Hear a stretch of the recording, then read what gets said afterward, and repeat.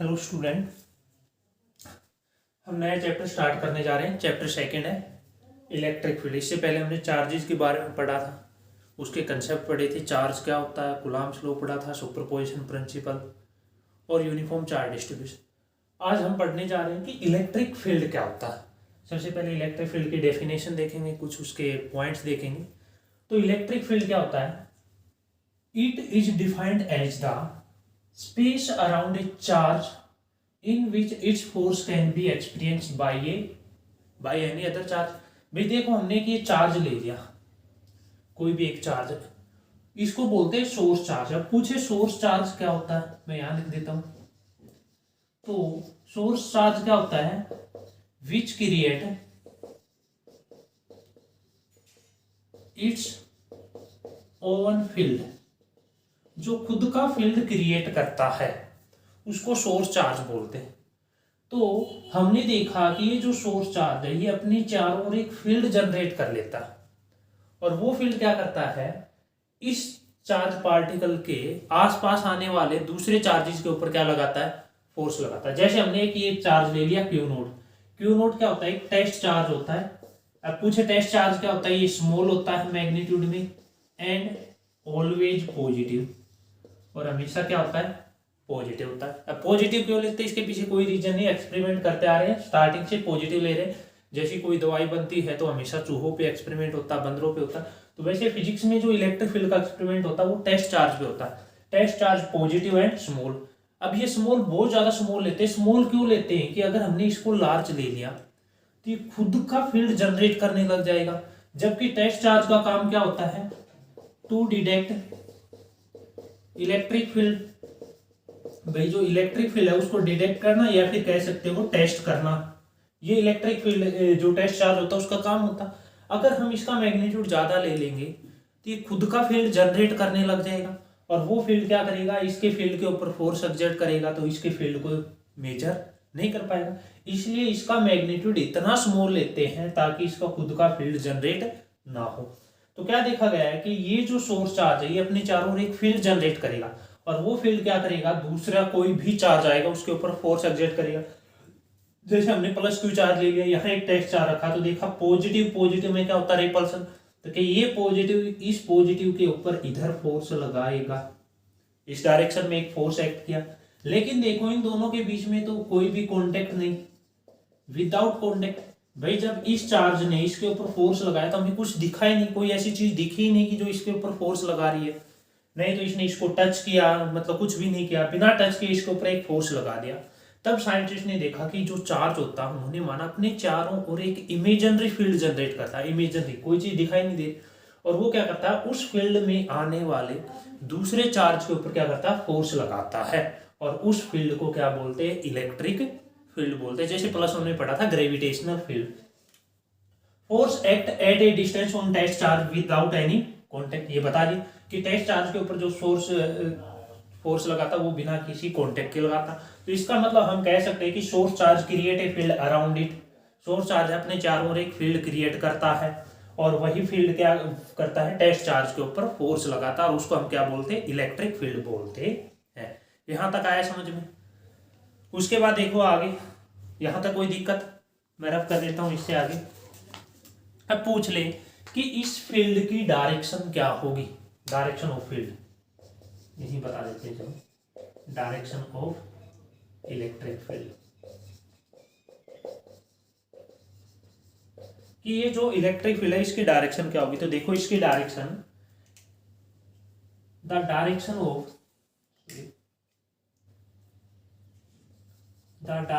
Of field is same as that of force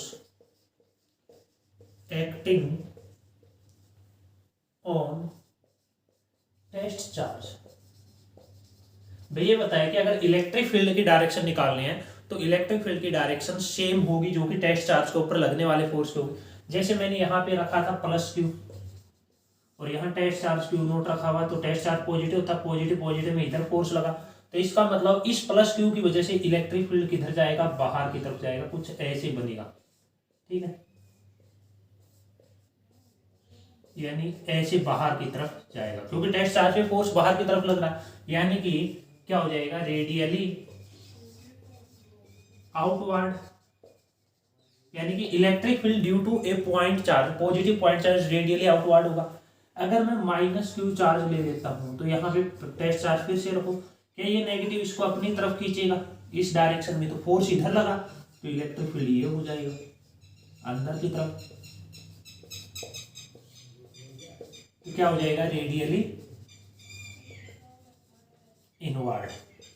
तो point positive charge दिया उसका electric field radially outward, electric field line बाहर की तरफ जाएंगी क्योंकि टेस्ट चार्ज के ऊपर फोर्स बाहर की तरफ लग रहा है। अगर नेगेटिव चार्ज है तो टेस्ट चार्ज पे फोर्स अंदर की तरफ लग रहा है, तो due two point charge negative charge electric field क्या हो जाएगा, रेडियली इनवर्ड हो जाएगा।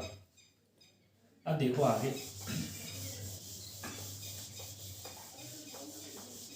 ये तो आगे इलेक्ट्रिक फील्ड क्या होता है। अब कहीं पे हमने ये पूछे कि इलेक्ट्रिक फील्ड की स्ट्रेंथ क्या होगी, वो कैसे निकालें, तो उसको देखो, इलेक्ट्रिक फील्ड की स्ट्रेंथ क्या होगी। इलेक्ट्रिक फील्ड इंटेंसिटी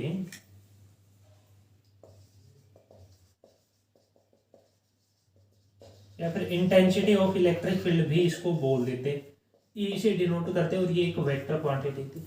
ये कहता है इलेक्ट्रिक फील्ड इंटेंसिटी डिफाइन करो, तो क्या बताएगा, it is defined as the force acting per unit charge, per unit charge जो फोर्स लग रहा है उसको इलेक्ट्रिक फील्ड इंटेंसिटी बोलते हैं। देख समझते हैं, यहाँ पे कोई प्लस क्यू चार्ज रखा हुआ, ठीक है, और यहाँ एक टेस्ट चार्ज क्यू नोट रखा हुआ, पॉजिटिव पॉजिटिव क्या ये इसके ऊपर इधर फोर्स लगाएगा। अब पूछे बताओ इलेक्ट्रिक फील्ड क्या होगा, तो हम कहेंगे इलेक्ट्रिक फील्ड क्या होगा, इस टेस्ट चार्ज पे लगने वाला फोर्स निकालो और उसको इस टेस्ट चार्ज से क्या कर दो, डिवाइड कर दो, यही क्या आ जाएगा, इलेक्ट्रिक फील्ड आ जाएगा। यानी कि इलेक्ट्रिक फील्ड क्या बताता है, किसी भी एक पॉइंट के ऊपर लगने वाले चार्ज के ऊपर फोर्स बताता है। देखो किसी भी एक चार्ज के ऊपर, टेस्ट चार्ज के ऊपर जितना ज्यादा फोर्स लगेगा, क्या इलेक्ट्रिक फील्ड की स्ट्रेंथ यहाँ पे उतनी ही ज्यादा होगी। यानी इलेक्ट्रिक फील्ड सिंपली मेजर करता है स्ट्रेंथ ऑफ इलेक्ट्रिक फील्ड, कि इलेक्ट्रिक फील्ड की स्ट्रेंथ क्या है, वो कितना ज्यादा फोर्स लगा रहा है, कितना कम फोर्स लगा रहा है। और मैंने कहा था इलेक्ट्रिक फील्ड की डायरेक्शन वही होगी जो कि किसकी होगी, फोर्स की होगी। पूछे इसकी एसआई यूनिट बताओ क्या होगी, तो अगर हम एसआई यूनिट की बात करें, फोर्स की न्यूटन होती है, अपॉन भी चार्ज है तो कूलम, यानी कि न्यूटन पर कूलम। एक यूनिट और होती है वोल्ट पर मीटर, जो कि आगे चल के हमें पता चलेगा। तो कहीं पे भी इलेक्ट्रिक फील्ड निकालना हो, इलेक्ट्रिक फील्ड इंटेंसिटी, तो क्या करो, वहां पे एक टेस्ट चार्ज रखो, उस टेस्ट चार्ज पे लगने वाला फोर्स निकालो और उसको टेस्ट चार्ज से डिवाइड कर दो, वो आ जाएगा इलेक्ट्रिक फील्ड उस पॉइंट के ऊपर। उसके बाद इसका डायमेंशन फॉर्मूला पूछे वो भी निकाल दो।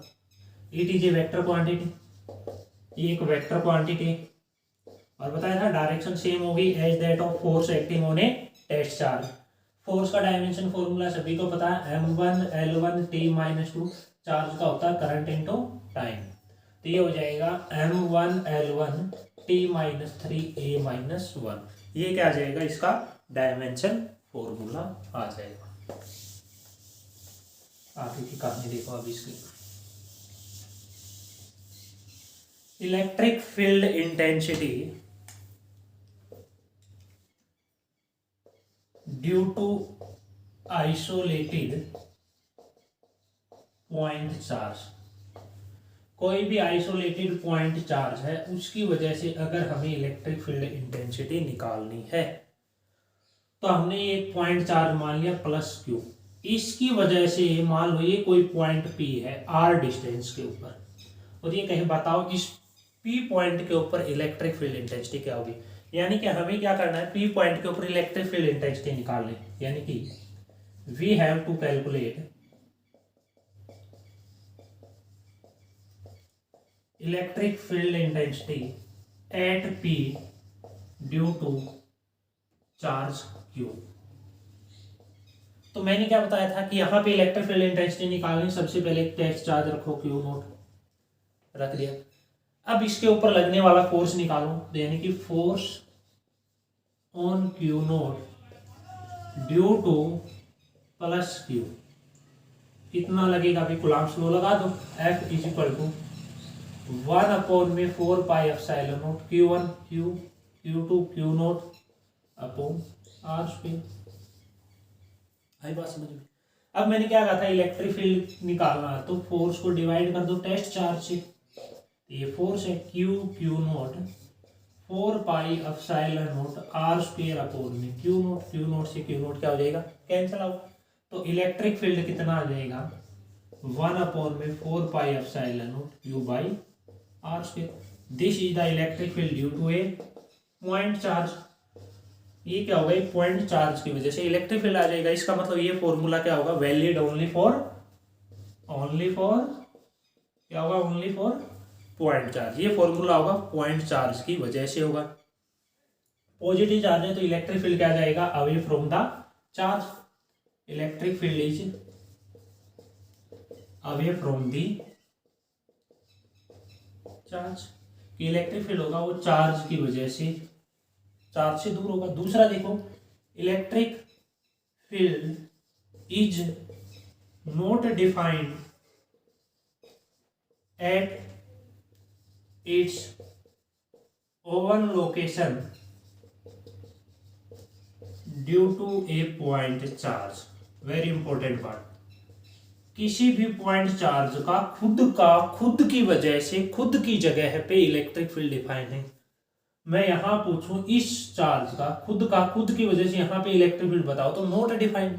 अब क्यों डिफाइन नहीं है कि देखो, अगर यहां पे निकालना तो हमें टेस्ट चार्ज भी यहीं रखना पड़ेगा, तो ये दोनों बिल्कुल क्लोज आ जाएंगे तो ये पॉइंट चार्ज की वजह तरह बिहेव नहीं करेंगे। तो इसलिए किसी भी चार्ज का खुद की वजह से खुद की जगह पे इलेक्ट्रिक फील्ड पूछे तो वो नॉट डिफाइंड है।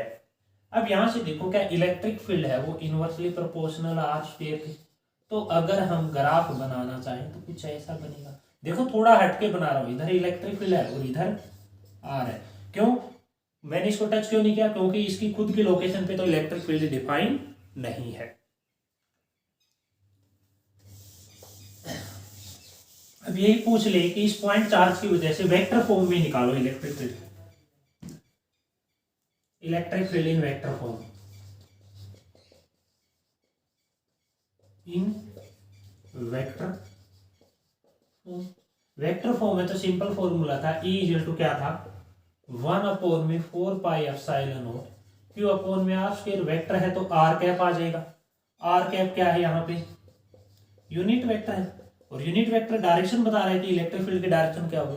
क्या सभी को पता है यूनिट वेक्टर क्या होता था, खुद वेक्टर अपॉन में वेक्टर का मैग्नीट्यूड पुट कर दो तो E इज इक्वल टू क्या आ जाएगा 1/4 pi epsilon naught Q R vector upon में R स्क्वायर और R क्या हो जाएगा R की क्यूब। ये आ जाएगा वेक्टर फॉर्म में। वेक्टर फॉर्म में ध्यान रखना चार चीज को विद साइन पुट करना है। Q है उसको विद साइन पुट करना, प्लस है तो प्लस का और माइनस है तो माइनस का। इसको और आगे सोल्व करें। हमें बताया वेक्टर फॉर्म में इलेक्ट्रिक फील्ड को तो लिख सकते हैं EXI cap plus EYJ cap plus EZ, ठीक है। और R वेक्टर है वो होता है XI cap plus YJ cap plus ZK cap. इसका मैग्नीट्यूड निकालेंगे तो x square plus y square plus z square और इसकी पावर 1/2 मैग्नीट्यूड निकालते हैं root x square plus y square. ये सभी वैल्यू पुट कर दो फर्स्ट में, पुट इन फर्स्ट। तो देखो क्या बनेगा EXI cap plus EYJ cap plus EZK cap is equal to Q upon में 4 पाई एप्सिलॉन नॉट। तो कॉमन है, R की जगह क्या आ जाएगा, R वेक्टर क्या है XI cap plus YJ cap plus ZK cap upon R x square plus y square plus z square की पावर 1/2 और इसकी पावर कितना है 3। पावर से पावर क्या हो जाती है मल्टीप्लाई। अब देखो x i का कंपोनेंट i के बराबर होगा, j का j के बराबर, तो यहां से i का कंपोनेंट ex है, इधर से i का कंपोनेंट देखो q अपॉन में 4 पाई एप्सिलॉन नॉट और x square plus y square plus z square power से पावर मल्टीप्लाई 3/2 तो सब क्या आना और इसका x कंपोनेंट i कंपोनेंट क्या होगा x। ये आ जाएगा x के अलोंग इलेक्ट्रिक फील्ड। इसी प्रकार से y के अलग निकाले तो क्यू वाई अपॉन में 4πε0 X square plus Y square plus Z square और इसकी पावर आ गई 3/2। अगर जेड के अलग इलेक्ट्रिक फील्ड पूछे तो Q Z 4πε0 X square plus Y square plus Z square और इसकी पावर 3/2। यह आ जाएगा इलेक्ट्रिक फील्ड किसी भी पॉइंट चार्ज की वजह से वेक्टर फॉर्म के अंदर अगर हमें इलेक्ट्रिक फील्ड निकालना है तो उसका फॉर्मूला ये होगा। तो यहाँ तक आप लोगों को करके देखना, अगले चैप्टर में इसके आगे बढ़ेंगे हम। ये था इलेक्ट्रिक फील्ड क्या होता है, उसको डिफाइन किया, पॉइंट चार्ज की वजह से इलेक्ट्रिक फील्ड निकाला हमने, वेक्टर फॉर्म में इलेक्ट्रिक फील्ड निकाला, उसके बाद इलेक्ट्रिक फील्ड की डायरेक्शन क्या होती है, स्ट्रेंथ क्या होती है, फॉर्मूला क्या होता है। तो पढ़ते रहिए और न्यूमेरिकल सोल्व करते रहिए।